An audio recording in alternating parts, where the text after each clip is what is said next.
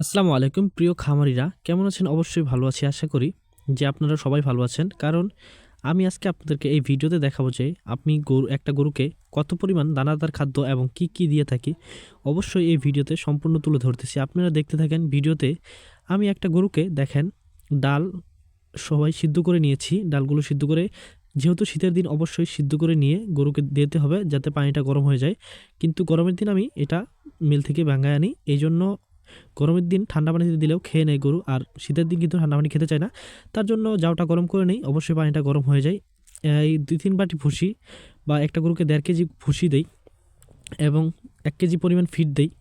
আবার এর সাথে ১ কেজি পরিমাণ ভুট্টার গুঁড়া দেই। কারণ দুধের গরুকে আপনি যতদূর পারেন যে পুষ্টিকর খাবার খাওয়াবেন, কারণ ক্যালসিয়াম থেকে আপনার গরুর কিন্তু দুধ হয়, আর সাথে রাখবেন আপনি ক্যালসিয়াম। এই জন্য পাশাপাশি কিন্তু ক্যালসিয়াম আছে। প্রতিটা গরুকে প্রতিদিন একই পরিমাণে দানাদার খাদ্য দিবেন। আবার যেই গরু বেশি দুধ দেয় সেই গরুকে দানাদার খাদ্য বেশি দিবেন এবং ভুসিও বেশি দিবেন, কারণ ভুসিতে গরুর দুধ বেশি আসে এবং গরুর যে একটা পুষ্টিহীনতা ভাব সেটা কিন্তু পূর্ণ হয়ে যায়।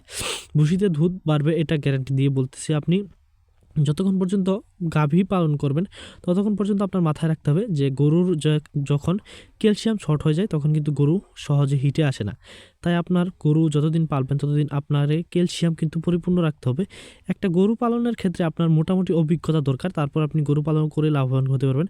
আর যদি আপনার কোনো অভিজ্ঞতা না থাকে তাহলে কিন্তু গরু পালন করে লাভবান হতে পারবেন না। কারণ যতদিন পর্যন্ত আপনি গরু পালনে অভিজ্ঞতা একটু হলে পারবেন যে গরুর জ্বর আছে কিনা, গরুর ঠান্ডা লাগছে কিনা, রাতে যাবেন গোল ঘরে দেখবেন তারা জাগর কাটতেছে কিনা, এবং ঠিক করে নিয়মমাফিক খাবার দিতে হবে। আবার ২ টাইম বা যেই গরু ৩০ লিটার উপর দুধ দেয় সেই গরু ৩ টাইম পানাতে হবে, এবং যেই গরু ১৫ লিটার দুধ দেয় সেই গরু ২ বার বানালে হবে। এই জন্য এগুলো বিষয় খেয়াল রাখতে হবে এবং সচরাচর অনেক কিছু আপনাকে জানতে হবে এবং প্রচুর পরিমাণে পরিশ্রম করতে হবে।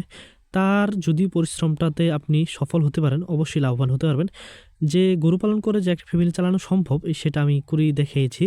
যে অবশ্যই আমি গরু পালন করে লাভবান হয়েছি, এই জন্য আপনাদেরকে এই পরামর্শটা দিয়েছি। অবশ্যই আপনি যদি গাভী গরু পালন করেন পড়ালেখার পাশাপাশি অবশ্যই আপনি লাভবান হতে পারবেন। আমার এই ভিডিওটা যদি আপনাদের কাছে ভালো লাগে লাইক কমেন্ট করে শেয়ার করে দিন। অবশ্যই আরেকজন খামারকে দেখার চেষ্টা করে দিন। আসসালামু আলাইকুম।